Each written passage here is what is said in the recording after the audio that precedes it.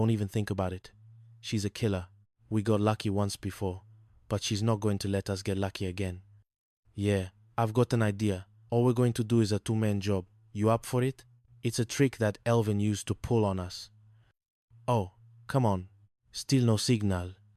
Nowhere to go. What do we do?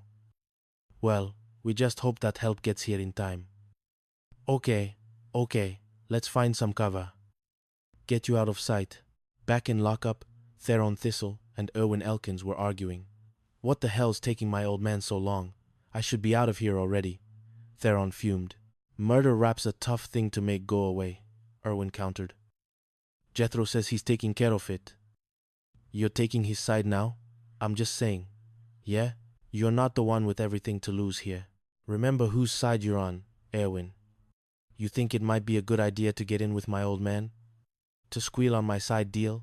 I know where you live. I know where your kid lives.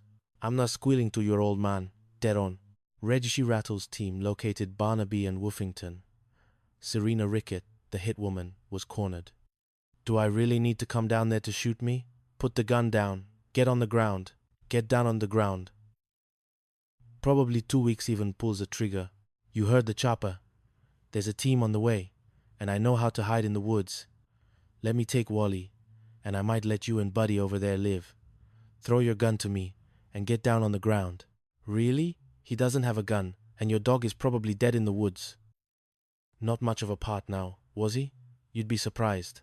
A tense standoff ensued, ending with Serena Rickett's capture, thanks to Woofington's surprising agility and Barnaby's quick thinking. Later, Jethro Jabba Thistle was brought in for questioning. You've been trying to take me down forever, and it never works, he boasted. Contole, Kale. That's where you're wrong, Barnaby said, a triumphant gleam in his eye. We've got plenty. Serena Rickett is a professional, but her phone security is not at the same level. We're still working on it. So you're telling me you got nothing? No. And you might also be interested in the fact that your son tried to hijack that shipment that you had trucked in on the night ferry in order to finance his own operation. Theron killed Cuthbert Crumble because Crumble was going to tell you. He has nothing to say. You know what? That's okay. Because everything that happens from here on in is pretty much taken care of. Between Erwin Elkins and Wally Wimp's testimonies, the WIPD had enough to build a solid case against Jethro and Theron Thistle. The Scuttlebutt Cove scuffle was finally resolved. A few days later, Barnaby, Woofington, Penny, and Daffy were enjoying a well-deserved meal. I'm glad we get to pick up where we left off, Barnaby said, taking a bite of what appeared to be Reggie Rattle's famous potato salad. Yeah, I'm glad we're in one piece to pick up anything, Penny chuckled. So how'd it play out with Jethro Thistle? Well, between Erwin and Wally's testimony, we should have enough to build a case against Jethro and his son, Barnaby confirmed. And the next 20 to 30 family reunions are going to be behind bars. It's a heartwarming thought, Daffy added, her eyes twinkling. You know, since the last time almost killed us, I think we're just going to spend some time on the couch, Barnaby said, patting Woofington. Right, partner? Woofington let out a contented sigh, resting his head on Barnaby's lap. Whimsy Isle was safe once more, at least until the next absurd mystery presented itself. For whatever comedic chaos came their way. Copy dziewięć.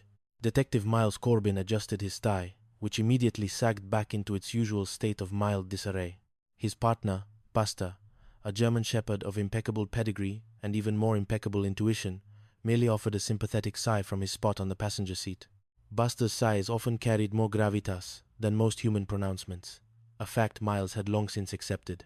Right, Buster, Miles muttered, pulling his trusty and slightly dented cruiser to a halt outside Sterling and Associates, Port Blossom's most prestigious and, apparently, most dramatic law firm. Another Monday, another mystery. Let's make it snappy, shall we? I've got a half-eaten donut with my name on it back at the station. Buster's tail gave a single, hopeful thump against the seat. Donuts were, after all, a universal language. The firm's reception area hummed with an anxious energy, a stark contrast to the usual hushed reverence Miles associated with legal eagles. Clara Bellwether, a woman whose pearls seemed to vibrate with distress, wrung her hands. Her son, Leo, a quiet boy with an extraordinary gift for drawing, clutched a worn sketchbook. "Detective Corbin, thank heavens you're here," Clara exclaimed, rushing forward. "It's Penelope. My daughter, Penelope Sterling. She's gone." Miles offered a reassuring nod. "Ma'am, please, take a breath. Tell me everything." Clara recounted the morning's events, her voice trembling. Penelope, a rising star at the firm, had recently ended a tumultuous relationship with a colleague, Barnaby Blythe. She'd moved back home, seeking solace and, apparently, a break from Barnaby's increasingly erratic behavior. This morning, she'd left work early, opting for a walk to clear her head, and then, nothing. "Barnaby," Clara hissed, her eyes narrowing. "There's something off about that man, detective. Always has been. Penelope wouldn't tell us much. She's very private, but I know he didn't take the breakup well." Miles exchanged a glance with Buster.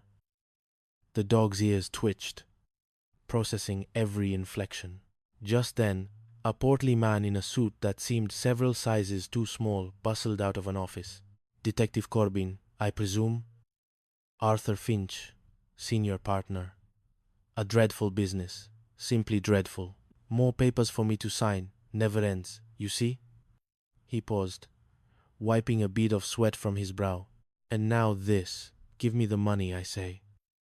"Ah, no, that's not right. What I meant to say was, have you found her?" Miles blinked. "Money?" Arthur Finch flushed. "Ah, yes, well, there was a rather unfortunate incident this morning. Barnaby Blythe, Penelope's ex-boo, was suspended. Funds, you see. Missing funds from several escrow accounts. And Barnaby was the point person." Miles felt a familiar tingle of suspicion. Missing funds, a jilted ex, a vanishing lawyer. The pieces were starting to form a decidedly untidy puzzle. "Did you confront him?" "Ah, indeed." Arthur puffed out his chest. "This very morning. He was quite agitated. Said, 'There's nothing to talk about. How many times do I have to tell you I didn't do it?' And then, 'Don't raise your voice to me. I'm sorry, I don't need to come up like that. Okay, stay away from me. This isn't over." Arthur mimicked Barnaby's outburst with surprising theatricality, complete with flailing arms. Quite the scene. Then he stormed off. Buster let out a low growl, a sound usually reserved for particularly suspicious squirrels or overly enthusiastic mail carriers. "So Barnaby Blythe is suspended, angry at Penelope, and possibly needs $2 million to cover his tracks." Miles summarized, already picturing the headlines. "And he knows her route home." "Precisely." Arthur clapped his hands, then immediately winced. "Though I must confess, I don't quite understand how he thought he'd get away with it." "He must have known you'd be on to him immediately. For I zero, catalamara suma zero. He must have known you'd be on to him immediately. Oh." Miles mused. He wasn't thinking straight. Anger, desperation, it can cloud judgment. He turned back to Clara. "Ma'am, your son, Leo. He was out this morning, correct? Did he see anything?" Clara nodded, her gaze fixed on Leo. "He was drawing on the sidewalk, as he often does. He has autism, you see. He doesn't speak much, but he communicates through his art. It's quite extraordinary." She held up Leo's sketchbook. "This is his latest, from this morning. As soon as I saw it, I knew something was wrong." Miles took the sketchbook. The drawing was a whirlwind of frantic lines and vivid colors, depicting a street scene.